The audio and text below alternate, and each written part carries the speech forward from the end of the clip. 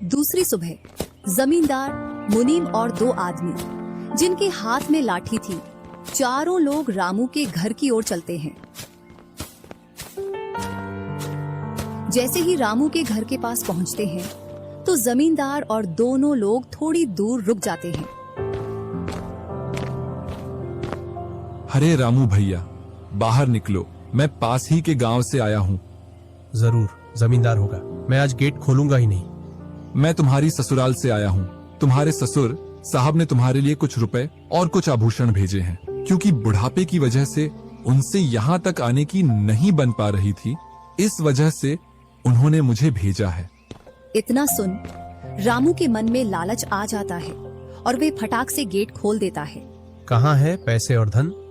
क्या तुम्हारा ही नाम रामू है? हाँ, मेरा ही नाम रामू है। कहाँ है धन? यही पास में रखा है, चलो दोनों उठा लाते हैं। वह मुनीम के साथ चल देता। थोड़ी दूर चलने के बाद मुनीम जमींदार जी को बुला लेता है। जमींदार और दोनों लोग रामू के पास आ जाते हैं। लाओ, मेरे पैसे लौटाओ, ब्याज समेत। मैंने आपसे पैसे नहीं लिए। ये ऐसे नहीं मानेगा। अब तुम दोनों के हवाले करता हूँ, तुम चाहे जैसे इससे पैसे निकालो। और दोनों आदमी रामू को लठ से मारते हैं। रामू चिल्लाता हुआ, अरे भाई रुको, अरे भाई रुको, मत मारो, अरे भाई रुको, मत मारो।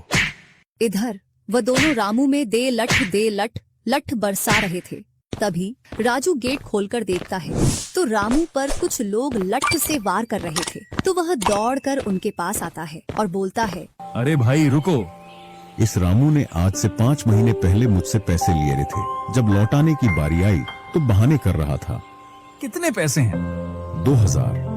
रुको, मैं लाता हूँ।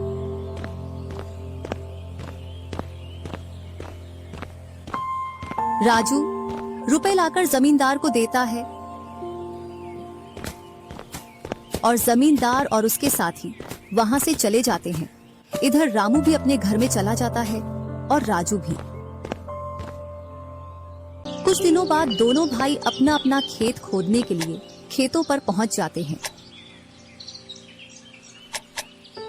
इधर खेत खोदते खोदते राजू दौड़ते हुए रामू के पास आता है और बोलता है, देखो मुझे खेत में क्या मिला है। राजू के हाथ में हीरा देखकर रामू के मन में लालच आ जाता है और वह मन ही मन सोचता है, इसके खेत में तो और भी हीरा हो सकते हैं। क्यों ना मैं इसको मेरा वाला खेत दे दूं और इसका खेत में रख लूं, जिससे मेरे पास भी बहुत सारे हीरे हो जाएंगे। मैं क्या बोल रहा था, क्यों ना तू मेरे वाले खेत पर फसल कर ले और मैं तेरे वाले पर। इतने दिनों से तू कम जगह पर कर रहा था। और रामू राजू वाले हिस्से को खोदने लग जाता है।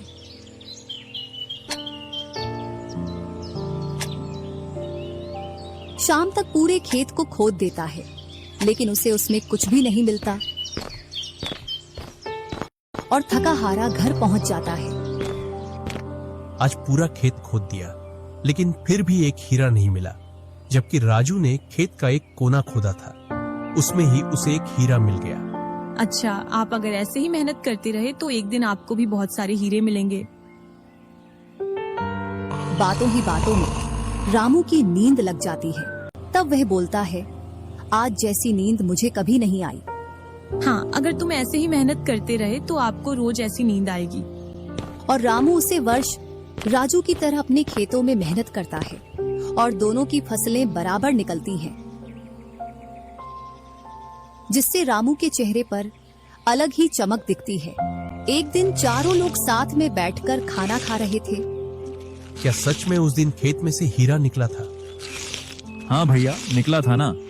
जो आज आपके घर में, उसकी वजह से कई सारे हीरे रखे हैं। इतने में ही रामू की पत्नी बोलती है, वह तो नकली था, आपसे काम करवाने के लिए। इसी प्रकार बातें करते करते चारों लोग अपने अपने घरों में जाकर सो जाते हैं। सुबह होते ही तुम दोनों को राजा साहब ने राजमहल बुलाया है। वह दोनों भाई सेनापति के साथ चल देते हैं। अब पता नहीं कौन सी आपदा आ गई। कुछ नहीं, कुछ अच्छा काम होगा, तभी तो हमें बुलाया है। दोनों राजा के पास पहुंच जाते हैं। हमने सुना है इस वर्ष तुम्हारी फसल सबसे अच्छी निकली है और आपने इस बार सबसे ज्यादा राजकोष में कर दिया है। इसी का आप दोनों को इनाम दिया